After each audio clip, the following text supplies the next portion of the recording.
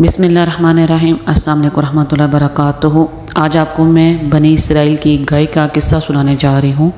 بنی اسرائیل کی گائے کس طرح کی تھی اور ان کو کیوں گائے ذبح کرنے کا حکم دیا گیا، اور ان لوگوں نے کس طرح سے حضرت موسیٰ علیہ السلام کا اور اس گائے کا مذاق اڑایا۔ اس لیے آپ اس واقعے کو اینڈ تک دیکھیے گا۔ ایسا ہوا کہ بنی اسرائیل میں ایک بہت ہی امیر آدمی تھا۔ اس کے پاس بہت زیادہ دولت تھی اور بہت سارے لوگ اس کے پیچھے لگے رہتے تھے اور اس کے مرنے کا انتظار کرتے رہتے تھے تاکہ ہم اس کی جتنی بھی جمع پونجی ہے، پیسہ ہے، دولت ہے، ہم وہ ہتھیار لیں۔ ایسے ہوا کہ ایک دن اس کو کسی نے قتل کر کے ایک صحرا پر پھینک دیا۔ جب بنی اسرائیل کے لوگ اٹھے اور انہوں نے دیکھا کہ ان کے دروازے کے باہر اس آدمی کی لاش پڑی ہے تو آپس میں ان کا جھگڑا ہو گیا اور آپس میں چیخو پکار ہونے لگی اور ظلم کی شکایت کرنے لگے۔ ہر کوئی ایک دوسرے سے لڑنے لگا اور کہنے لگا کہ اس کا قتل تم نے کیا ہے، تم نے کیا ہے۔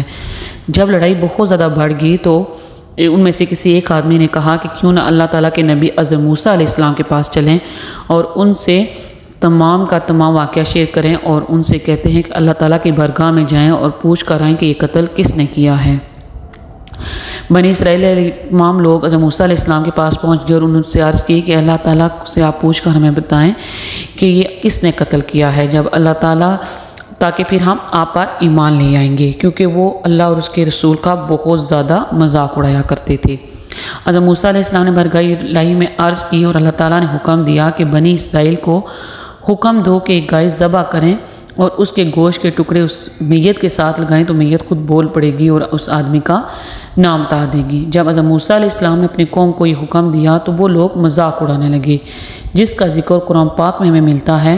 خدا تمہیں حکم دیتا ہے کہ ایک گائے ذبح کرو اور بولے کہ آپ ہمیں مسخر بنا دیتے ہیں۔ مطلب یہ ان کی یہ مراد تھی کہ ہم نے آپ سے قاتل کا نام پوچھا، آپ ہمیں گائے ذبح کرنے کا حکم دیتے ہیں۔ حضرت موسیٰ علیہ السلام نے ان سے فرمایا کہ خدا کی پناہ میں جاہل کوئی قوم کے پاس آ گیا ہوں، تم اللہ تعالیٰ سے بار بار سوال کر رہے ہو کہیں تم کو اللہ تعالیٰ کا عذاب آ نہ پکڑے، لیکن ان لوگوں نے آپ کی بات پھر بھی نہ مانی اور آپ کا مذاق اڑانے لگے اور پھر سوال کرنے لگے کہ آپ اللہ تعالیٰ سے پوچھیں کہ ہمیں گائے کی صفت بتائیں اور اس کے رنگ کے بارے میں بتائیں، اس کی عمر کے بارے میں سوالات کریں، کیونکہ وہ ان کا ارادہ ہی نہیں تھا گائے ذبح کرنے کا، بلکہ بار بار وہ آپ کی بات کا مذاق اڑا رہے تھے۔ جب حضرت موسیٰ علیہ السلام نے اللہ تعالیٰ سے سوالات کیے تو پھر اللہ تعالیٰ نے ان کو جوابات دیے کہ وہ حکم ملا کہ پیلی رنگ کی گائے ہو جو دکھنے میں پیاری لگتی ہو اور خوبصورت لگتی ہو اور اس گائے سے کبھی خدمت نہیں لی جاتی ہو اور جو نہ کھیتی باڑی کرتی ہو اور بے عیب ہو، جس میں کوئی داغ نہ بولے۔ اب آپ ٹھیک بات لائے تو اسے ذبح کیا جو ذبح کرتے ہوئے معلوم نہ ہوتی تھی۔ قرآن پاک کی سورۃ بقرہ کی آیت کا ترجمہ میں آپ کو سنا رہی ہوں، لیکن جب یہ سورۃ بقرہ کی آیات یہ جو ہیں ہمارے لیے آئی ہیں تاکہ ہمیں بنی اسرائیل کی لوگوں کا قصہ معلوم ہو سکے۔ حضرت موسیٰ علیہ السلام نے ان سے واضح کیا، وہ بار بار سوالات کر رہے تھے کیونکہ ان کا ارادہ ہی نہیں تھا گائے کو ذبح کرنے کا۔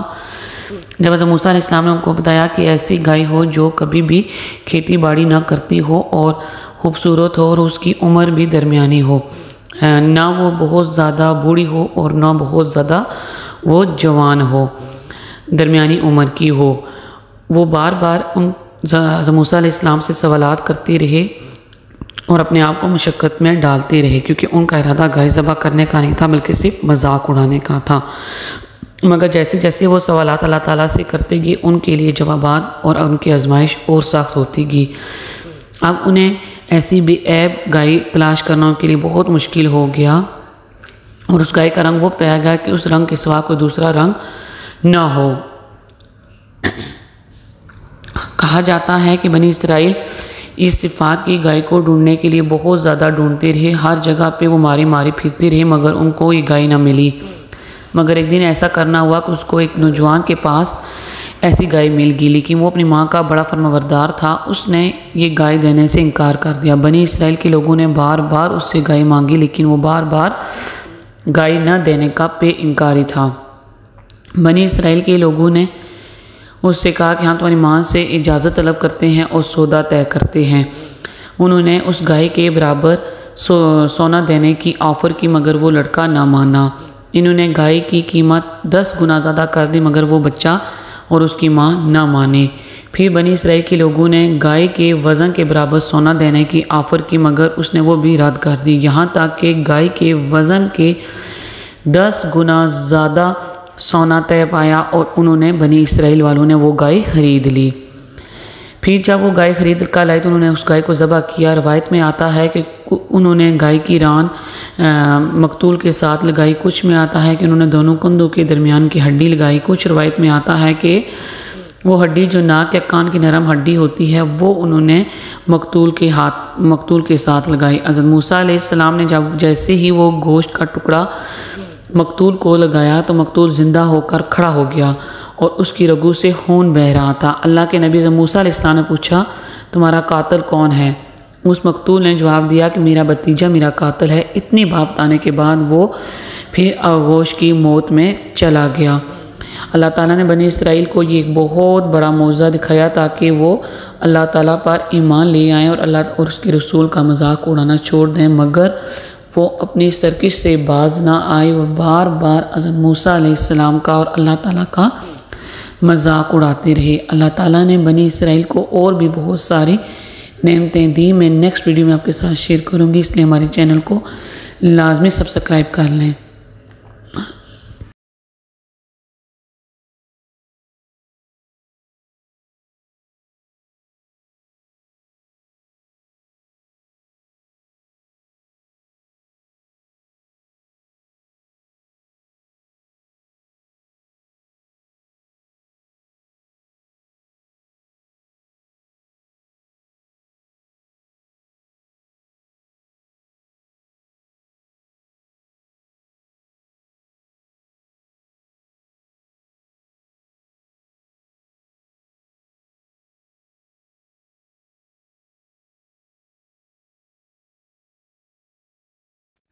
بنی اسرائیل کو اللہ تعالیٰ نے اور کون کون سی نعمتیں دی تھی نیکسٹ ویڈیو میں آپ کے ساتھ شیئر کروں گی، اس لیے ہمارے چینل کو لازمی سبسکرائب کر لیں اور بیل آئیکن پر کلک کر لیں۔